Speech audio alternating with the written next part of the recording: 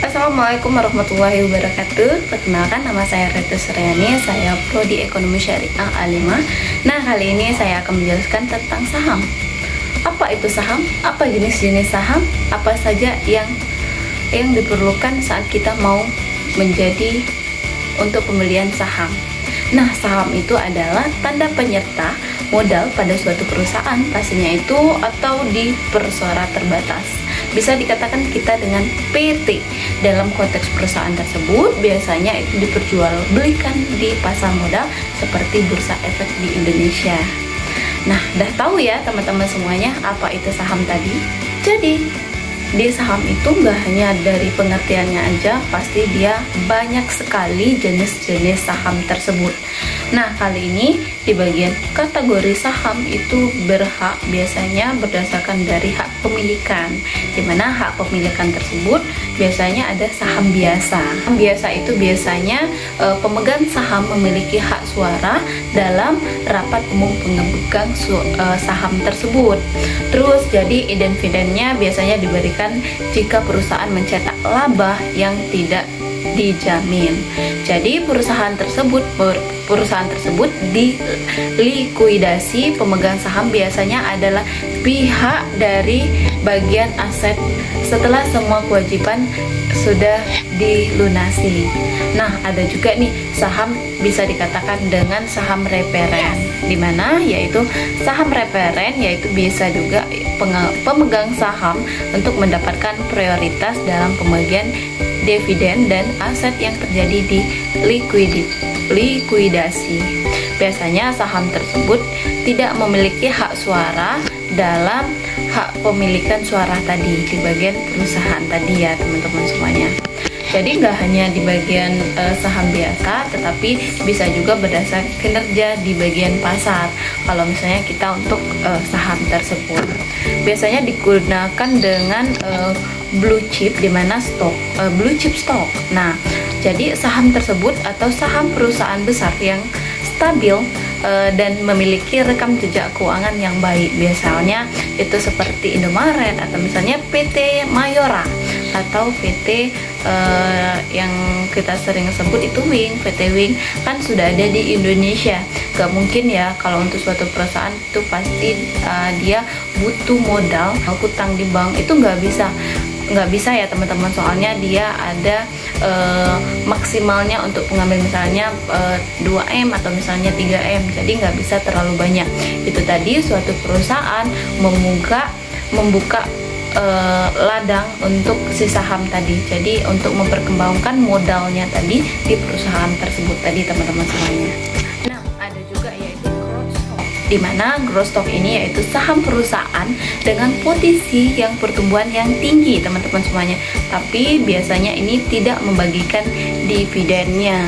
Jadi kalau misalnya untuk saham itu perlu banget dengan adanya saham itu yang baik, terus pertumbuhan labanya itu yang bagus, terus adanya income stock. Nah, income stock ini biasanya digunakan dengan saham yang memberikan dividen tinggi yang stabil, jadi harus stabil. Terus adanya juga Relax stock, dimana Relax stock ini yaitu saham kinerjanya terbaik dengan siklus ekonomi. Jadi saham tersebut termasuk harus baik di siklus ekonomi tersebut. Nah, adapun kalau misalnya kita mau menggunakan saham pasti ada keuntungannya dong kalau misalnya buat teman-teman yang mau menggunakan saham tersebut. Jadi untuk berinvestasi biasanya di dalam saham itu menawarkan posisi keuntungan yang lebih tinggi, dimana yaitu bisa dikatakan dengan capital gain, dimana capital gain ini keuntungan yang diperoleh dari selisih harga beli dan harga jual saham tersebut teman-teman semuanya. Terus adanya dividen, di mana dividen itu pembagian laba perusahaan kepada pemegang saham. Dividen dapat berupa tunai ataupun saham. Terus teman-teman harus adanya hak pemilikan. Jadi kalau misalnya teman-teman untuk menggunakan saham pastinya ada kepemilikan atau pemegang saham berhak atas pengambilan keputusan strategis dalam perusahaan tersebut. Nah, jadi kalau misalnya tadi ada manfaatnya, pasti kalau misalnya kita untuk membeli saham itu ada berinvestasi, itu ada risikonya tentunya teman-teman semuanya. Jadi biasanya kalau enggak etis ya kalau misalnya kita harus ada untungnya aja. Tapi di sini untuk membeli saham itu pasti ada ruginya juga, resikonya juga teman-teman semuanya, yaitu bisa dikatakan adanya rugi akibat penurunan harga saham. Jadi kalau misalnya harga sahamnya kita minggu kemarin kita ngebeli saham itu sekian dolar, misalnya 16.000, terus minggu ini ada penurunan harga saham, jadi kita rugi dong kalau misalnya kita untuk pembelian saham. Terus adanya risiko likuiditas, di mana risiko likuiditas ini jika perusahaan bangkrut teman-teman semuanya, maka pemegang saham itu kehilangan atas investasi mereka tadi. Jadi kita bakalan kehilangan itu tadi. Kita kalau misalnya mau berinvestasi, kita lihat dulu likuiditas, pertumbuhan, penjualan di perusahaan tersebut, atau untung dan laba ruginya. Terus adanya risiko perusahaan tadi sudah ya teman-teman semuanya. Risiko pasar juga. Jadi kalau untuk risiko pasar itu biasanya harga saham karena faktor ekonomi, terus politik dan lainnya. Jadi adanya penurunan harga. Terus kalau misalnya kita mau menggunakan saham ya, pastinya teman-teman itu ada mekanismenya, dimana mekanisme itu biasanya kita dapat diperdagangkan melalui pasar modal tersebut teman-teman semuanya, kalau misalnya kita mau membeli saham. Nah, yaitu prosesnya kita untuk membeli saham, yaitu yang pertama harus membuka rekening efek, dimana investor perlu membuka rekening di perusahaan atau likuiditas. Nah, yang kedua yaitu adanya transaksi di bursa efek. Kenapa?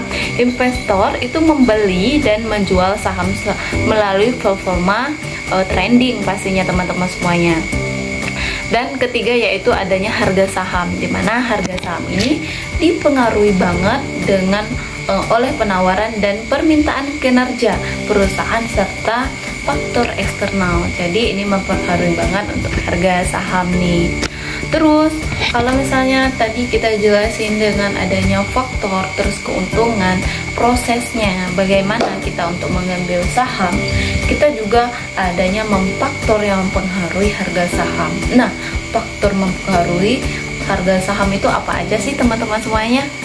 Jadi kalau misalnya teman-teman di sana mau membeli saham atau berinvestasi, itu kita lihat dulu faktornya apa aja, ruginya apa aja, manfaatnya apa saja. Jadi di sini faktor yang mempengaruhi harga saham itu biasanya kinerja keuangan perusahaan. Yang pertama yaitu harus detailnya laporan laba rugi, terus adanya dividen, terus proses masa depan. Proses masa depannya seperti apa, jalurnya seperti apa, dan bagaimana. Dan yang kedua yaitu kondisi keuangan makro. Nah, betul juga kondisi ekonomi makro ini, seperti adanya inflasi, terus suku bunga kita cek juga, terus ada pertumbuhan ekonomi. Ini saking berpautan teman-teman semuanya.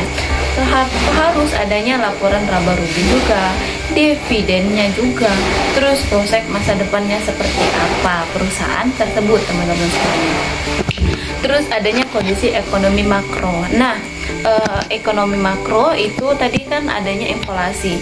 Jadi ini berpengaruh juga kalau misalnya ada inflasi. Inflasi itu bisa dikatakan naiknya harga barang terus menerus. Nah, jadi harga barang tuh terus menerus, terus mata rupiah kita nggak ada harganya lagi nih teman-teman semuanya. Jadi suku bunga dan pertumbuhan ekonomi. Nah, untuk berita sentimen pasar itu biasanya juga ada keputusan dari pemerintah, terus adanya isu geopolitik, terus adanya tren industri, di mana faktor teknikal, pola harga dan volume perdagangan. Jadi ini berpengaruh banget kalau misalnya teman-teman untuk menggunakan faktor teknikal tadi. Nah, untuk biasanya kalau misalnya kita untuk faktor mempengaruhi, terus kita harus adanya strategi juga. Jadi nggak hanya kita berpikir adanya untung, tetapi kita harus ada juga nih strategi investasi dalam saham. Jadi biasanya investor itu memilih beberapa pendekatan, yaitu yang pertama biasanya digunakan untuk investasi jangka panjang. Jadi kalau misalnya kita untuk investasi itu pembelian saham itu biasanya itu menahannya dalam waktu panjang atau waktu yang lama, fokus dari perusahaan tersebut. Terus adanya juga yaitu trading jangka pendek, di mana investor membeli atau menjual saham dalam waktu singkat seperti trading atau misalnya dan yang lain-lain. Nah, biasanya juga ada namanya regulasi dan pengawasan. Ini juga ada di pengawasan di OJK atau Otoritas Jasa Keuangan. Jadi kalau misalnya kita investor nggak boleh yang abal-abal. Jadi kita lihat dulu apa kinerjanya, apa perusahaan itu diawasi oleh OJK atau misalnya enggak. Jadi pasar tersebut akan dilindungi investor, jadi menjaga stabil pasar modal tersebut. Jadi OJK ya, harus adanya OJK. Jadi teman-teman semuanya, kalau misalnya kita mau membeli saham itu harus hati-hati sekali ya teman-teman semuanya. Jadi kesimpulannya yaitu saham itu adalah instrumen investasi yang berpotensi tinggi untuk memberikan keuntungan tinggi atau lebih kepada investor, terus tetapi memiliki juga risikonya tadi seperti adanya penurunan harga saham tadi, terus adanya juga inflasi tadi, terus ada juga kalau misalnya perusahaan itu bangkrut. Jadi yang kita investasi tadi bakalan hilang teman-teman semuanya.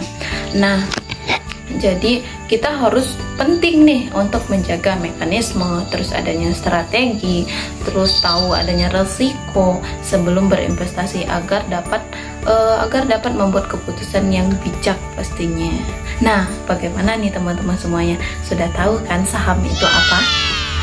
Jadi yang saya jelaskan tadi yaitu saham dan bentuk faktor, terus keuntungan, resikonya apa, di teman-teman udah tahu semua. Nah, mungkin cukup sekian penjelasan dari saya. Saya Retus Reni dari Prodi Ekonomi Syariah. Jika ada kekurangan saya mohon maaf. Wabillahi taufiq wal hidayah. Wassalamualaikum warahmatullahi wabarakatuh.